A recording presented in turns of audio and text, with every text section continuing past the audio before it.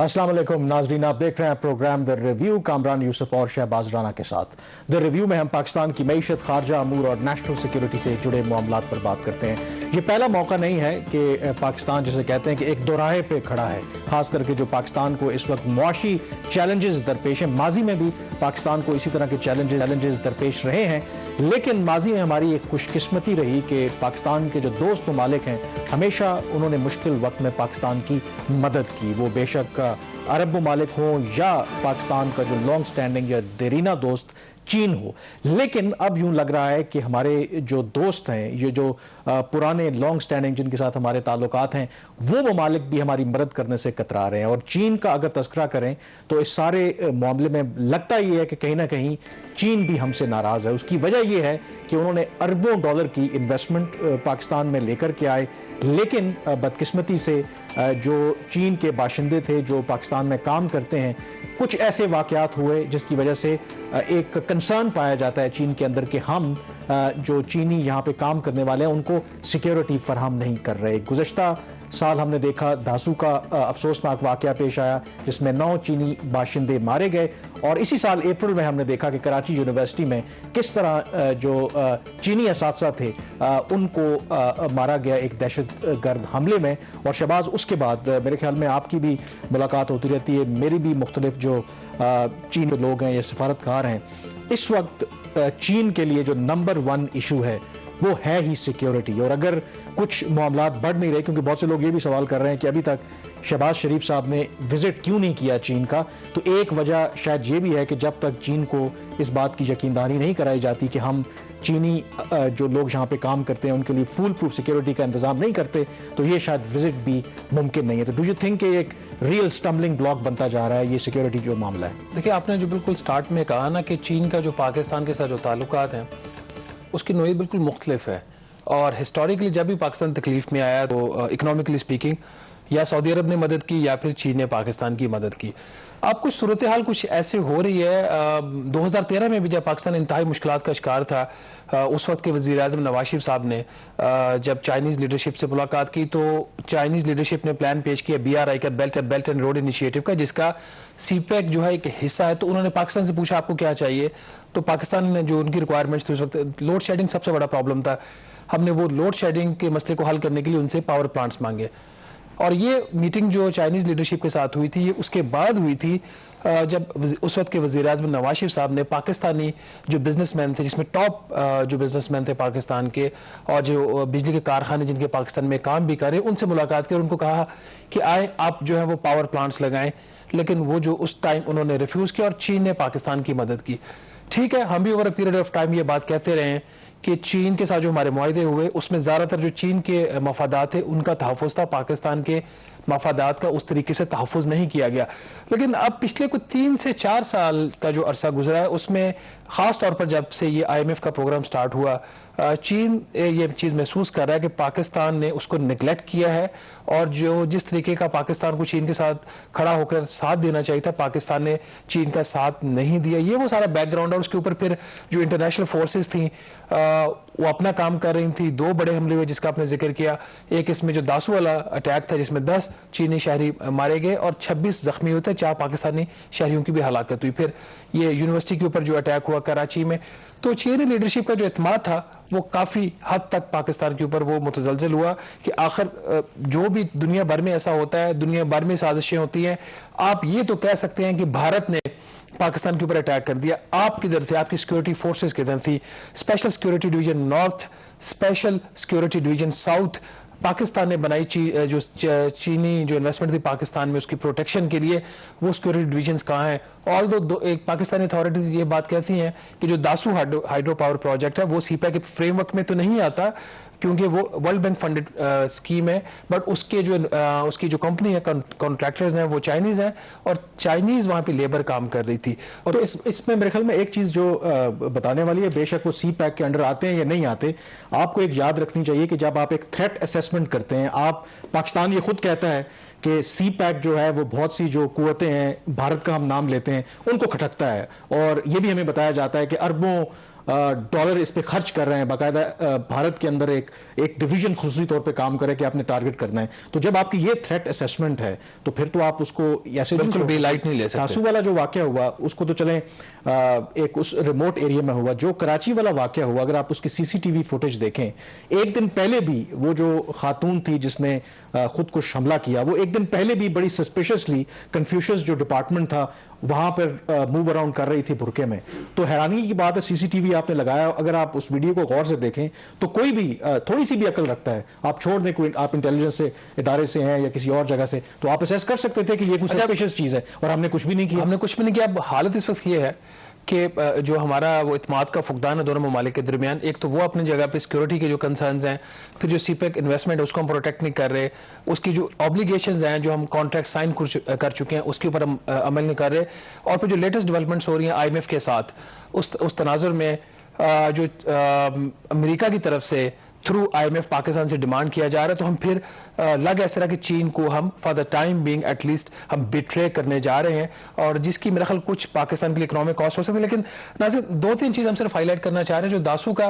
वाकया हुआ था उसकी वजह से जो चाइनीज कॉन्ट्रैक्टर था उसने काम बंद कर दिया था, और उसने $37 मिलियन की कॉम्पनसेशन जो थी वो पाकिस्तान से डिमांड की थी। पाकिस्तान ने इस साल जनवरी 2022 में हमारी जो वफाकी काबीना थी उस वक्त की, उन्होंने कोई $11.6 मिलियन की कॉम्पनसेशन अप्रूव की थी, जो चीन के अंदर जो चीन में पाकिस्तान की जो एम्बेसी है उसके थ्रू फैसला ये हुआ था कि वो पैसा जो है वो चीनी हुकूमत को दिया जाएगा, और चीनी जो हुकूमत है वो अपने शहरियों को वो पैसा डिस्ट्रीब्यूट करेगी। लेकिन चीन ने वो पाकिस्तान का पैसा डायरेक्टली लेने से इनकार कर दिया, बावजूद इसके कि वो मनी ट्रांसफर हो चुकी है पाकिस्तान से।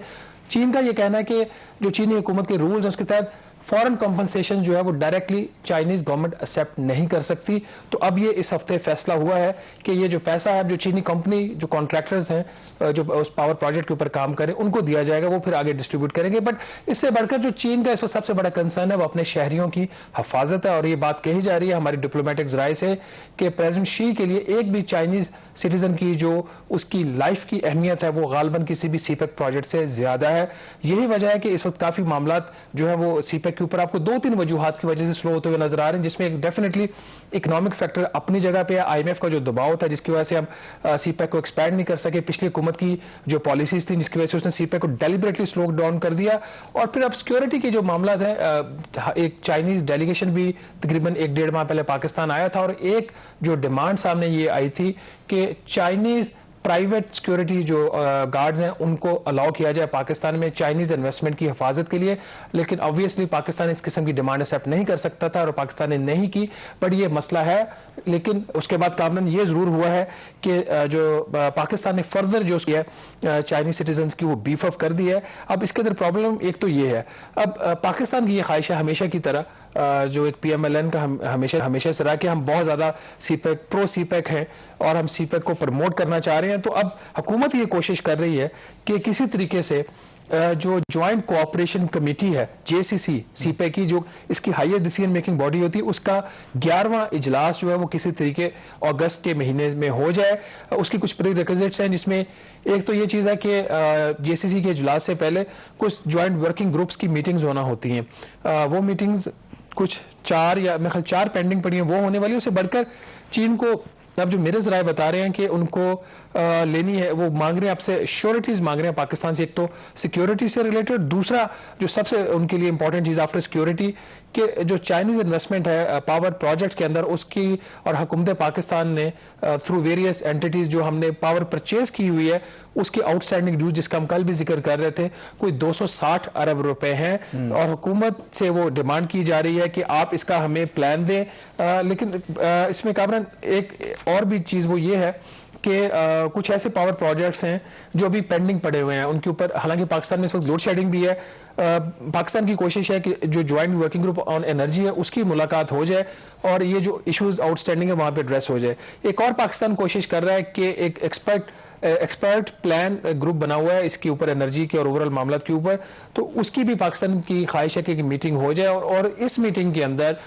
वो जो IMF की डिमांड है कि पाकिस्तान रीनिगोशिएट करे जो उसके IPPs के मुआहदे हैं विद चाइना, उसके ऊपर बात हो सकती है। और खास तौर पर जो इस वक्त मुफ्ती इस्माइल ने 2 कमिटमेंट्स दी IMF को कि या तो IMF के मुतालबे के ऊपर या पाकिस्तान इन ट्रीटीज को रीओपन करने की बात करेगा, कोशिश करेगा। लेकिन हम पहले भी बता चुके हैं चीन इसके ऊपर एग्री नहीं, या फिर दूसरी ऑप्शन ये है कि जो कर्जे लिए गए थे चाइनीज बैंक से to construct these power plants, उसकी जो रीपेमेंट पीरियड था वो था 10 साल, उसको फर्दर उसकी जो फाइनेंसिंग टर्म्स हैं उसको एक्सटेंड करने की बात हो सकती है। But having said that Pakistan के लिए इस वक्त क्वाइट डिफिकल्ट सिचुएशन है। इसके अंदर जो देखें जो फॉरेन पॉलिसी चीफ थे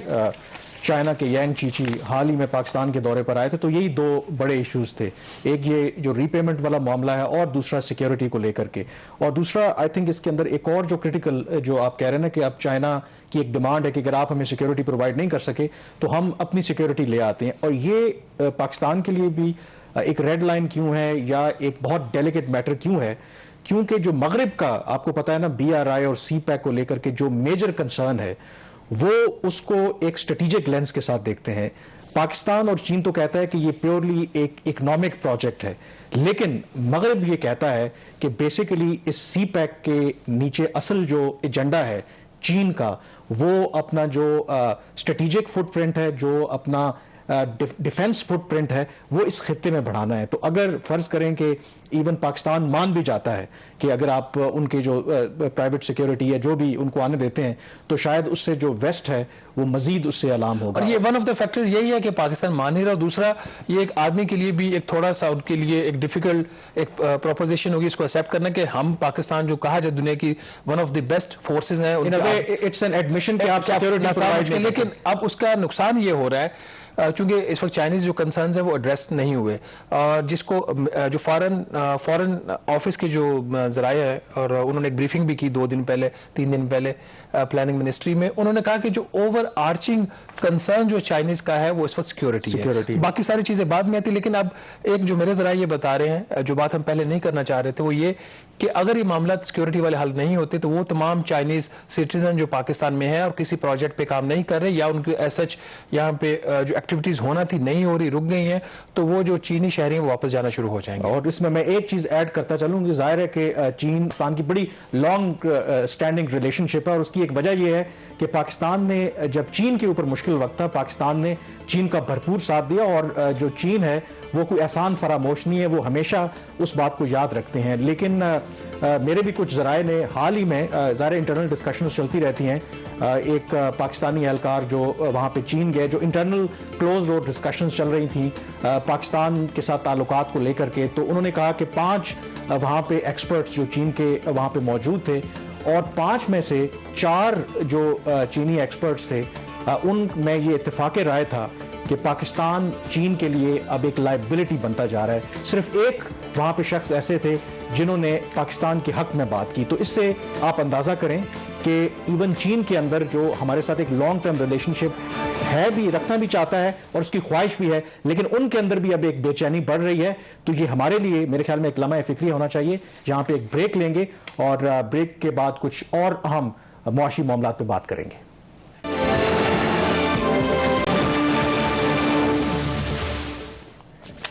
जी, ब्रेक के बाद एक दफ़ा फिर आपको खुशामदीद कहते हैं। हमारे जो मुआशी हालात हैं सबके सामने हैं। हमारे पास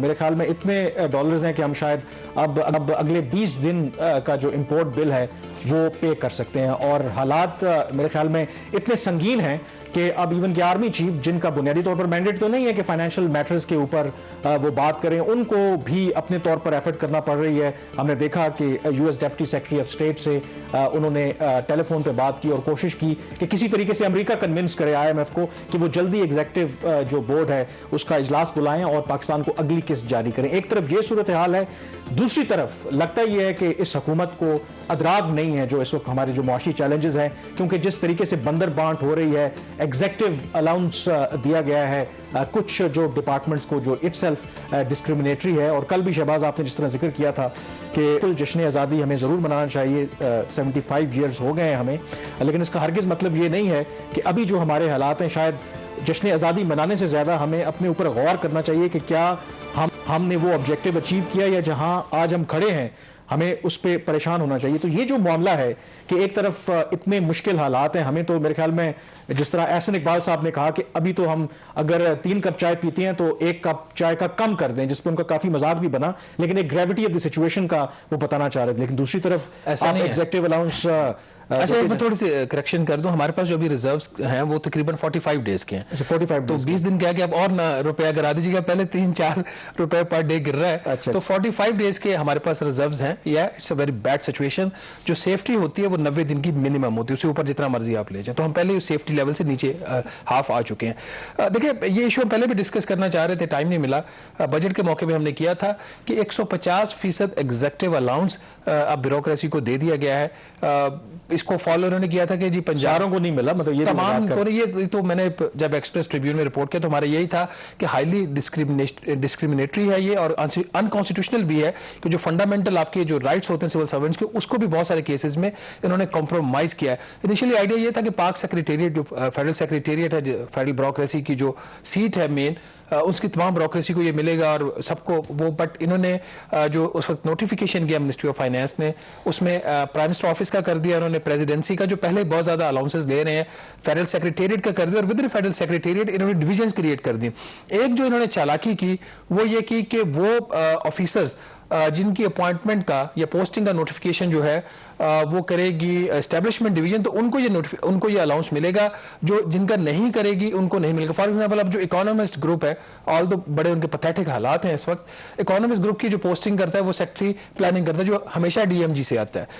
जो आप पाकिस्तान एडमिनिस्ट्रेटिव सर्विस कहलाता है। और जो इंफॉर्मेशन का ग्रुप है उसकी जो पोस्टिंग होती है वो इंफॉर्मेशन सेक्रेटरी करते हैं गालबन, और फॉरेन ऑफिस का आपको पता है कि फॉरेन सेक्रेटरी करते हैं। तो ये जो जब सारे एक्सक्लूड हुए तो एक डिस्क्रिमिनेशन पैदा हुई और इसकी वजह से अब एक रिजेंटमेंट है और लोग कोर्ट्स में जाने की बात भी कर रहे हैं। But before touching that point, पर लोगों को थोड़ा सा इजी समझाने के लिए कि इसमें सिंपल ये बात है कि जाहिर है कि डिस्क्रिमिनेशन इतनी ज्यादा है कि आप खुद भी अगर आप सोचें, मसलन अगर आपकी तनख्वाह 1 लाख रुपए थी तो अगर आपको 150% अलाउंस मिलेगा तो उसका मतलब है कि जंप लगा के आपकी तनख्वाह 2.5 लाख रुपए हो गई। तो सीधा सीधा, और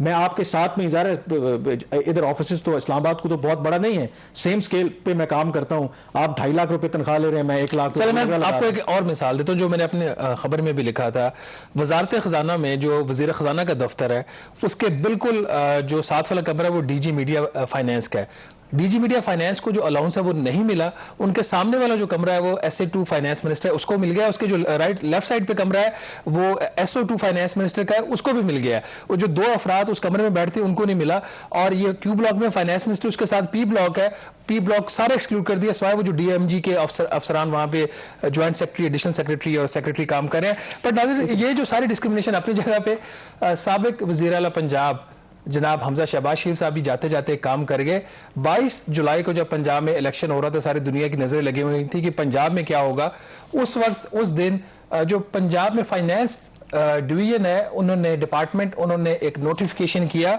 एक revision of special judicial allowance at the rate of 150% of the monthly basic पे। तो 22 जुलाई को साबिक वज़ीर आला साहब ने अपने इख्तियारात का इस्तेमाल करते हुए जो जुडिशरी है पंजाब की, उन तमाम के लिए 150% अलाउंस कर दिया। अब ये वो सारे जो फैक्टर्स हैं, कल इसी को मिसाल, ये वाला जो नोटिफिकेशन है इसकी बेस के ऊपर कल जो आपकी सुप्रीम कोर्ट है वो भी ये डिमांड कर सकती है। आप बाकी सूबों में भी इस तरह की चीजें देखते हैं, क्योंकि ये जो 150% का अलाउंस दिया गया था उसको भी इस बात पे उसकी बेस थी कि पहले खैबर पख्तूनख्वा ने दिया, फिर पंजाब ने दिया, फिर वफाकी हुकूमत का क्या कसूर है। तो मेरा ख्याल है जो रियलाइजेशन है, जो हम कल भी बात कर रहे थे कि 75 करोड़ रुपए आप दे रहे हैं सिर्फ इसलिए कि आपने जश्न आज़ादी मनाना, और हालत इस कौम की अब यह कि हम डिफॉल्ट कर रहे हैं और हमारे अंदर कोई रियलाइजेशन नहीं। काम आपकी बीट से भी एक टॉपिक है जिसके ऊपर थोड़ा सा बात भी करना चाह रहे हैं। हो सकता है कि बहुत जल्द आपका जो वजारत खारजा वो बंद हो जाए और आपकी फॉरेन एम्बेसी भी बंद हो जाए। तो ये भी एक मसला बिल्कुल है। और आप जो तस्करा कर रहे हैं कि एक तरफ तो ये एग्जीक्यूटिव अलाउंस का इन्होंने ऐलान किया कुछ चीदा महकमों के लिए, दूसरी तरफ दफ्तर खारजा, बिल्कुल आप ठीक कह रहे हैं कि प्रोग्राम में आने से पहले 2-3 इवन के सीनियर लेवल के लोग, 1-2 जो पाकिस्तान के इस वक्त एम्बेसडर्स भी हैं, उनसे भी बात हुई। तो उनके बकौल कि ये जो हुकूमत का फैसला है कि जो अलाउंस है जो फॉरेन कंट्रीज़ में पाकिस्तानी काम करते हैं उसको इन्होंने ख़त्म किया है, उसके नतीजे में ये, मैं कोट एंड कोट उनकी ये बात कर रहा हूँ, उन्होंने कहा कि नॉट विद इन वीक्स और विद इन मंथ्स, अगर ये फैसला रहा तो वो कह रहे हैं कि दिनों के अंदर आप देखेंगे कि कई जो पाकिस्तान के फॉरेन मिशंस हैं वो बंद होना शुरू हो जाएंगे। और वो इतनी ज़्यादा रिजेंटमेंट है और इसके हवाले से कि उन्होंने कहा कि बिल्कुल ये समझ नहीं आ रही कि जिस तरीके से ये फैसला लिया गया है, कि एक मिसाल भी उन्होंने दी कि क्योंकि अब ज़ाहिर है कि नया फाइनेंशियल ईयर शुरू हो चुका है, कि अगर ये फैसला रहता है, और ज़ाहिर है कि अभी तक है क्योंकि फाइनेंस बिल पास हुआ है, तो उन्होंने कहा कि कम से कम एवरेज जो एक सफ़ीर है इस वक्त पाकिस्तान का जो बैरून मुल्क जो सर्व कर रहे हैं, एवरेज अब उनको एडिशनल 1200 से $2000 पर मंथ एडिशनल टैक्स देना पड़ेगा। थोड़ा सा इसका बैकग्राउंड बता दूं। बैकग्राउंड आप बताएं। ये बेसिकली अभी जो आईएमएफ के साथ हमारे रिव्यूज हो रहे हैं, एक जो जनवरी में हुआ था पिछली हुकूमत ने किया, ये वाला जो हुआ है,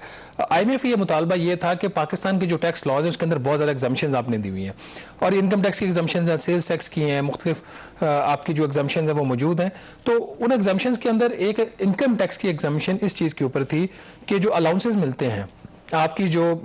इस वक्त फॉरेन पोस्टिंग्स हैं, फॉर एग्जांपल न्यूयॉर्क के अंदर जो कॉस्ट ऑफ लिविंग है बहुत ज़्यादा है। एक जो ग्रेड 17 का ऑफिसर या 20 का ऑफिसर वहाँ पे जाके अपॉइंट होता है, तो उसकी अगर जो पाकिस्तान की सैलरी है, इवन कि उसको वहाँ की भी सैलरी मिल जाए, तो फिर भी वो अपने बच्चों के जो अखराजात हैं, सिर्फ एजुकेशन वो मीट नहीं कर सकता, उसको जो हाउस रेंट है वो न्यूयॉर्क के अंदर इतना ज़्यादा वो पे नहीं कर सकता, तो उसको कॉम्पनसेट करने के लिए इनको अलाउंस दिया गया। और इस तरह के जो अलाउंसेस थे वो इन्होंने एग्जाम कर दिए फ्रॉम द इनकम टैक्स। अब हुआ ये, जब ये बजट की एक्सरसाइज हो रही थी, मेरे जराये ने ये बताया कि वो सारी जब डिस्कशन आई सामने कि ये भी अलाउंस है, इसके ऊपर भी आईएमएफ का, और एक एक एंट्री के ऊपर आईएमएफ से बात हुई है। तो मेरे जराये ये बता रहे हैं कि जब फिर ये बात आई कि ये फॉरेन अलाउंसेस जो हैं इनके डिप्लोमेट्स के, इसको विड्रॉ कर दो, तो फिर एक सवाल ये पैदा होता है, उस मीटिंग में शायद हुआ हो या ना हुआ मुझे नहीं पता, कि फिर सुप्रीम कोर्ट ऑफ पाकिस्तान के जो जजेस हैं, आपके जो आर्म फोर्सेस हैं, जो उनकी जो इंपॉर्टेंट पोजीशंस हैं, उनके जो पर्क्स एंड परक्विजिट्स हैं, जिसमें उनको घर मिलते हैं, उनको गाड़ियां मिलती हैं, वो उसके ऊपर खर्चा होता है ना, तो उनको आप क्यों नहीं टैक्स करते, इनको क्यों? अब इसका नुकसान ये हो गया, जैसे आपने खुद बताया कि जो जिस मेरे जराए से बात हुई है, लगता है कि आप और उनके खिलाफ मिलते हैं। एग्जैक्टली उन्होंने यही पॉइंट रेज किया है। जब मैंने उनसे कहा कि ये आईएमएफ की कंडीशन है, तो उन्होंने मुझे यही जवाब दिया कि आईएमएफ ने सिर्फ ये कहा है कि जो फॉरेन सर्विस में लोग करते हैं उनको टैक्स करें। और जजेस का उन्होंने नाम लिया, आर्म फोर्सेज का उन्होंने नाम लिया, बाकी जो जगहों पे जिस तरह के एग्जाम्पशंस दी जाती हैं, तो उनको वो क्यों नहीं करते? क्या आईएमएफ ने उनके लिए नहीं कहा? प्रिंसिपल्स नहीं कहा वैसे? ये हम हर साल नहीं, वैसे मैं पूछ रहा हूं कि ये सवाल है कि क्या आईएमएफ ने उनके लिए आप गिव एंड टेक होता है ना, कि अभी ये वाला कर लें फिर बाकी अगले साल वाला कर लेंगे। आपके एक रजा बशीर तारड़ साहब हैं, जो स्पेशल सेक्रेटरी हैं मिनिस्ट्री ऑफ फॉरेन अफेयर्स के, उन्होंने भी एक आप इसकी जो लैंग्वेज है खत की, और खत उन्होंने अपने ही फॉरेन सेक्रेटरी को लिखा और लेकिन किस कैपेसिटी में लिखा? वो जो इनकी एड हॉक कमेटी बनी हुई है, foreign services of Pakistan officers association, तो तमाम जो अफसरान हैं वजारत खारजा के, उसके जो अफसरान, उनकी तरफ से ये खत लिखा गया, और उसमें ये उन्होंने 3 सवालात नाज़रीन उठाए हैं कि आईएमएफ ने दूसरे ममालिक में भी जो है वो इस तरह के प्रोग्राम्स किए हैं, तो क्या उन ममालिक के अंदर ये वाली जो इस तरह की अलाउंसेस की एग्जाम्पशंस है इनकम टैक्स की, क्या वहां पे भी विड्रॉ करने की बात हुई? तो ये पाकिस्तान में ही क्यों? दूसरा उनका सवाल जो ज्यादा पर्टिनेंट है कि अगर वाकई ही ऐसी कोई इमरजेंसी थी, कोई पाकिस्तान के ऊपर कंपल्शन थी, तो वजारत खारजा को इसके ऊपर कंसल्ट क्यों नहीं किया गया? ये वो सवाल है कि जब आप बंद कमरों में बैठ के आप बजट बनाते हैं, और तमाम जो कंसल्टेशन होती हैं 3 अफसरान के दरमियान और आईएमएफ की कंट्री हेड के दरमियान, या उनके जो टेक्निकल एक्सपर्ट्स हैं उनके दरमियान होती हैं, तो फिर ये प्रॉब्लम्स आते हैं। इसी तरह का प्रॉब्लम लास्ट टाइम आया था बजट में, जो ये लेके आए थे कि जो फॉरेन डिप्लोमेट्स पाकिस्तान के अंदर काम कर रहे हैं, उनकी जो इंपोर्ट्स थी उनको इन्होंने टैक्स कर दिया था। तो हमने उस वक्त खबर की थी, और वहां पे उस वक्त भी एक शोर पड़ गया था। खबर के नतीजे में इन्होंने जो ब्लंडर्स करने को ठीक करना था वो सो करना था। ये हमारे साथ भी पर्सनल हो गए थे कि ये चीजें मीडिया में कैसे आ रही हैं। हैविंग सेड दैट, इस पे जो वजीर खारजा हैं बिलावल भुट्टो साहब, उनकी भी बात हुई है वजीर खजाना मिफ्ताह इस्माइल से, लेकिन कहा यही जा रहा है कि हम मजबूर हैं, जो पाकिस्तान के हालात हैं, आईएमएफ से पूछे बगैर ये अलाउंस के ऊपर जो टैक्स हमने लगा दिया ये हम वापस नहीं ले सकते। और आईएमएफ की बोर्ड मीटिंग का अभी कोई पता नहीं है, गालिबन 24 अगस्त की बात हो रही है बोर्ड मीटिंग की। हतमी तौर पर ऑन द रिकॉर्ड वजीर खजाना ने इसके हवाले से कोई बात। अच्छा, ये जो आपने बात की ब्रेक पे जायले कि कैसे जो वजारत खारजा है उसके साथ भी कंसल्ट नहीं किया गया, ये बहुत मज़ा का खेज बात है कि एटलीस्ट 2 जो उनके एक वज़ीर ख़ारजा और मिनिस्टर ऑफ स्टेट जो हैं, ज़ाहिर है कि वो दोनों मेंबर हैं नेशनल असेंबली के, उन्होंने ज़ाहिर है कि फाइनेंस बिल के हक में वोट दिया है। तो इसका मतलब है कि उन्होंने ये जो स्टेप लिया गवर्नमेंट ने उसके हक में वोट दिया। मतलब ये है कि हमारे वज़ीर ख़ारजा को, मिनिस्टर ऑफ स्टेट को भी पता नहीं कि जो वो फाइनेंस बिल अप्रूव कर रहे हैं, उसके हक में वोट दे रहे हैं, उसमें नतीजे में जो आपका डिपार्टमेंट है वजारत ख़ारजा, उसमें रिवोल्ट हो सकता है। और लिटरली रिवोल्ट है। जो मेरी ज़राए से बात हुई है कि अभी तक हम शायद वेट कर रहे हैं, हाईएस्ट लेवल पे लीडरशिप से ये मामला टेकअप किया है एंड वी आर होपिंग कि एमिकेबली रिजॉल्व हो जाए। लेकिन अगर रिजॉल्व नहीं होता तो डेफिनेटली उनके पास कोई चारा नहीं रहता कि वो पेन डाउन स्ट्राइक भी करेंगे। और जो सबसे बड़ी बात कि पाकिस्तान के जो नेशनल इंटरेस्ट्स हैं वो अफेक्ट होने का खतरा है, क्योंकि जैसे मैंने कहा कि अंदर यही एक रिजेंटमेंट है कि विद इन डेज फिर जो पाकिस्तानी सफारतखाने हैं वो बंद होना शुरू हो जाएंगे। तो ये जो गवर्नमेंट अपने आप को बहुत ज़्यादा तजुर्बाकार समझती थी, इनको थोड़ा सोचना चाहिए कि जब ये फैसले लेते हैं तो उनकी इंप्लीकेशंस भी देख लिया करें। यहाँ पे ब्रेक लेंगे, ब्रेक के बाद तस्करा करेंगे कि ये जो SCO की हाल ही में मीटिंग हुई ताशकंद में, वहाँ पर हमारे जो वज़ीर ख़ारजा हैं वो रूस के वज़ीर ख़ारजा से क्यों नहीं मिले।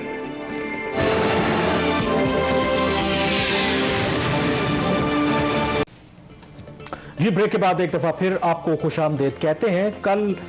2 रोज़ा जो SCO का काउंसिल ऑफ फॉरेन मिनिस्टर्स का इजलास ताशकंद में हो रहा था वो इख्तिताम पजीर हुआ। इसमें पाकिस्तान के वज़ीर ख़ारजा बिलावल भुट्टो ज़रदारी ने भी शिरकत की और इसके अलावा जो 4 सेंट्रल एशियन स्टेट्स हैं, इंडिया, उसके साथ साथ रूस जो इसका मेंबर है, उनके वज़ीर ख़ारजा ने भी वहाँ पे शिरकत की। अब इसमें जो दिलचस्प पहलू है, जब भी इस तरह के फोरम्स होते हैं तो उसके साइड लाइन्स पे ज़ाहिर है कि आपकी मुलाकातें भी होती हैं। तो हमारे वज़ीर ख़ारजा यानी कि बिलावल भुट्टो ज़रदारी की तमाम जो मेंबर स्टेट्स के वज़ीर ख़ारजा थे उनके साथ मुलाकात हुई, सिवाय 2 मुल्कों के, उसमें भारत और रूस शामिल था। ज़ाहिर है भारत के साथ जो हमारे ताल्लुकात की इस वक्त नौयत है वो तो मेरे ख्याल में मुलाकात होना मौजूदा हालात में मुमकिन नहीं था, लेकिन रूस के वज़ीर ख़ारजा से मुलाकात ना होना यकीनन चंद कंसर्न्स को रेस करता है। क्या इसकी वजह यह है कि शायद हमारे यहाँ जो हालिया हुकूमत की तब्दीली हुई, क्योंकि अगर आप देखें कि जब ये हुकूमत की तब्दीली हुई, जो साबिक वज़ीर-ए-आज़म इमरान खान ने इल्ज़ाम लगाया कि उनको एक अमरीकी साजिश के तहत निकाला गया है, तो इस नुक्ता नज़र को आपको पता है कि रूस ने भी इंडोर्स किया, उनका मीडिया तवातुर से जो इमरान खान साहब का नुक्ता नज़र है उसकी हिमायत करता रहा। तो शहबाज, सबसे बड़ा सवाल यहाँ पे यही पैदा रहा है कि क्या इसकी वजह यह है कि जो रूस के वज़ीर ख़ारजा हैं वो खुद उनसे नहीं मिलना चाहते थे या एक तनाव है। तो इस हवाले से मेरे ख्याल में एक दिलचस्प पहलू है।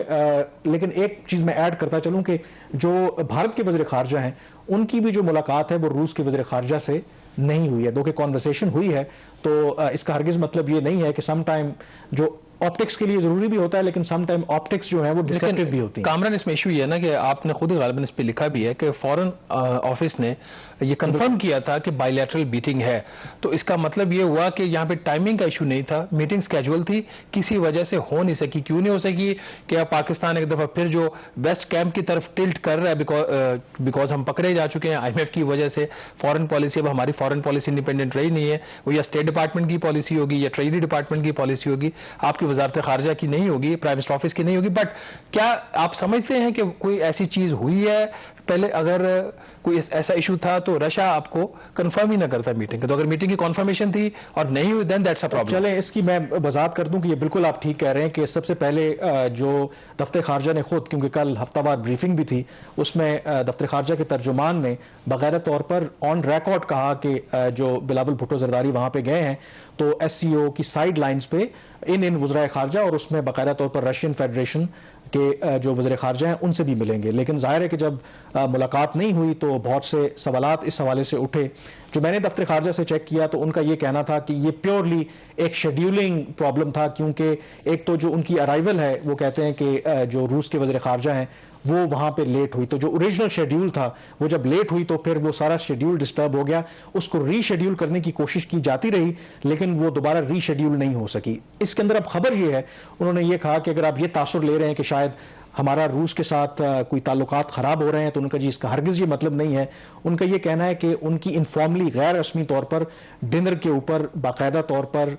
रूस के वज़ीर ख़ारजा से मुलाकात हुई है और ख़बर उसके अंदर वो ये है, वो कहते हैं कि रूस के वज़ीर ख़ारजा ने बिलावल भुट्टो ज़रदारी को बाकायदा तौर पर दावत दी है कि वो मॉस्को का दौरा करें, और इत्तला यही है कि बिलावल भुट्टो जरदारी ने उस जो दावत को वो कबूल किया है। अब ये दफ्तर खारजा का ये वर्जन है। अगर ये बात सही है तो मेरे ख्याल में इट सीम्स कि बेशक बायलैटरल मुलाकात नहीं भी हुई, तो अगर रूस के जो वज़ीर खारजा हैं बिलावल भुट्टो जरदारी को दावत दे रहे हैं, तो उसे यह भी अंदाजा होता है कि बावजूद इसके कि जो भी हालिया महीनों में पाकिस्तान के अंदर हुआ, रशिया का डोमेस्टिक पॉलिटिक्स में नाम भी आता रहा, तो इवन इस गवर्नमेंट के साथ रूस जो है वो काम करने के लिए तैयार है। This is more the reason to suspect कि अगर उनके पास इतना टाइम था कि उन्होंने इनफॉर्मली डिनर किया, तो एक वो फोटो ऑफ पाकिस्तान को दे। इनफॉर्मली का मतलब ये है कि जब बाकी सारे भी होते हैं तो शायद उसमें basically we were denied the meeting ना। Let's put it straight. दो तरह की चीजें, बायलैटरल एक होता है कि बायलैटरल जब बाकायदा तौर पर होती है, अब इसमें इशू और एक आप बाकी डेलीगेट्स के साथ मिलकर थोड़ा सा आपको जब टाइम मिल जाता है तो you can have chit chat. एक मेरे ख्याल एक सॉफ्ट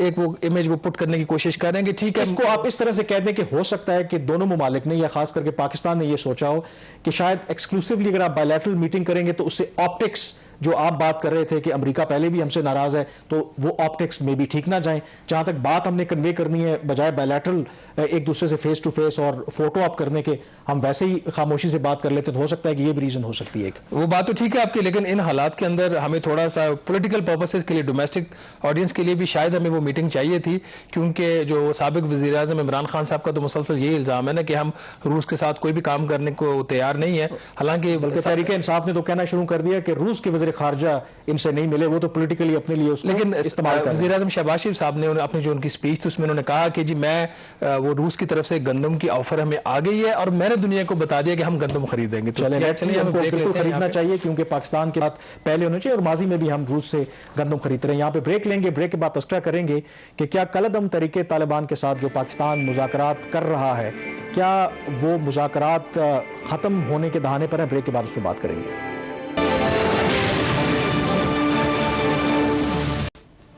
जी, ब्रेक के बाद एक दफ़ा फिर आपको खुशामदीद कहते हैं। तस्करा करेंगे थोड़ा सा जो कलअदम तरीके तालिबान पाकिस्तान के साथ, पाकिस्तान कोशिश कर रहा है कि किसी तरीके से उनके साथ कोई अमन मुआहदा हो जाए, और ये जो इतने अरसे से, इतने सालों से एक ये मामला चल रहा है, इसको खुश असलूबी से तय कर लिया जाए। तो इसी तनाजुर में इसी हफ्ते हमने देखा कि पाकिस्तान उलमा का एक डेलीगेशन, जिसकी जो नुमाइंदगी है या जो सदारत है वो मुफ्ती तकी उस्मानी कर रहे थे, उन्होंने दौरा किया काबुल का। वहाँ पर उन्होंने जो टीटीपी की क़यादत है, उसके साथ साथ जो अफ़गान तालिबान की क़यादत है, उनके साथ बातचीत की। जो हमारे ज़राए बता रहे हैं, इसका जो बुनियादी मकसद ये तसलसल है उन्हीं कोशिशों का जो पाकिस्तान गुज़श्ता कई माह से, बल्कि ये लास्ट अक्टूबर से सिलसिला शुरू हुआ, बीच में ये तसलसल टूटा भी, ये उसी का एक कड़ी है कि किसी तरीके से एक अमन का मुआहदा हो जाए। अब शहबाज, जो इत्तलात आ रही हैं, ज़ाहिर है कि वहाँ पर जो मेरे ज़राए बता रहे हैं कि कोई किसी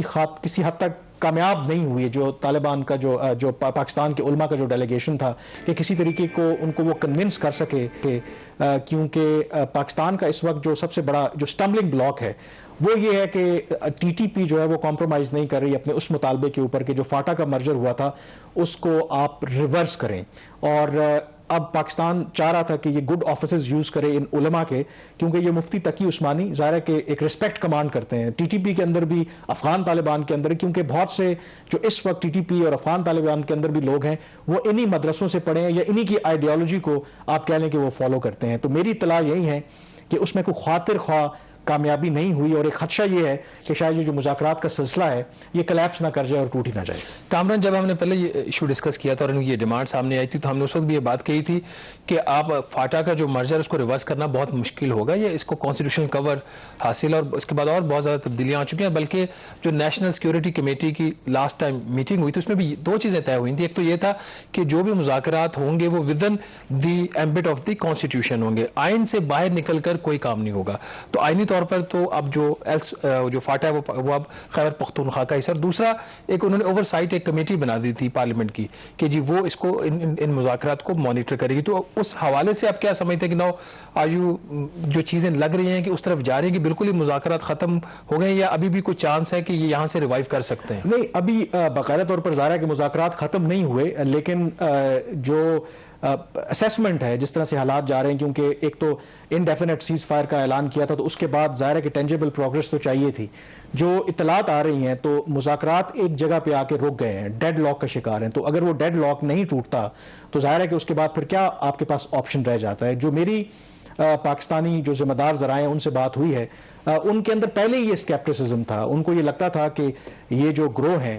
खास करके जो टीटीपी है, ये मेरा नहीं ख्याल कि वो कहते हैं कि एक लॉन्ग टर्म हमारे साथ पीस डील करेंगे। ये सिर्फ पाकिस्तान के साथ इसलिए बातचीत करें क्योंकि उनके ऊपर अफगान तालिबान का दबाव है। अगर उनके ऊपर दबाव ना होता तो वो पाकिस्तान के साथ किसी भी तरह से मुज़ाकरात ना करते। तो अब अगर तो ये मुज़ाकरात किसी मंतकी अंजाम तक नहीं पहुंचते और कलैप्स कर जाते हैं तो फिर जाहिर है कि पाकिस्तान के पास दूसरे ऑप्शंस हैं ऑन द टेबल। और जो मेरी पाकिस्तानी ज़राए से बात हुई है कि हम यही कोशिश करना चाह रहे हैं कि अफगान तालिबान चाहते हैं, खास करके जो हक्कानी नेटवर्क है, सिराजुद्दीन हक्कानी है, वो चाहते हैं कि हम मुज़ाकरात के ज़रिए इस मामले को हल करें। और कल अगर हम कोई एक्शन लें टीटीपी के खिलाफ तो कम से कम अफगान तालिबान हमसे ये गिला ना करें कि आपने मुज़ाकरात का एक मौका नहीं दिया था, एक अमन को चांस नहीं दिया। तो हम वो तमाम जो ऑप्शंस हैं वो एग्जॉस्ट करना चाहते हैं, और जब वो ऑप्शंस एग्जॉस्ट हो जाएंगे तो फिर पाकिस्तान के पास दूसरे ऑप्शंस हैं। और अप्रैल में अगर आपको याद हो तो पाकिस्तान ने एक झलक दिखाई थी कि अगर टीटीपी हमले करने से बाज नहीं आती तो पाकिस्तान के पास कैपेसिटी भी है, पाकिस्तान के पास विल भी है कि वो अक्रॉस द बोर्ड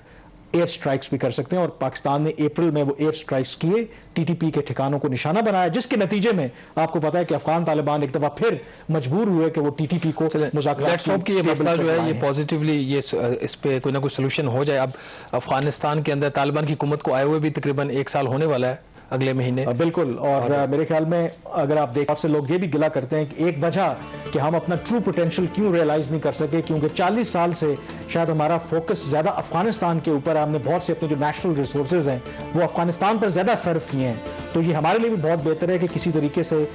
अफगानिस्तान के अंदर कोई ड्यूरेबल पीस आ जाए ताकि हम अपने घर पे भी तवज्जो दे सकें और जो ट्रू पोटेंशियल हम जो so called quote and quote geostrategic location की बात करते हैं उसका हम फायदा उठा सकें। प्रोग्राम द रिव्यू से इतना ही। मुझे कामरान यूसुफ और शहबाज राना को इजाजत दीजिए। अल्लाह हाफिज।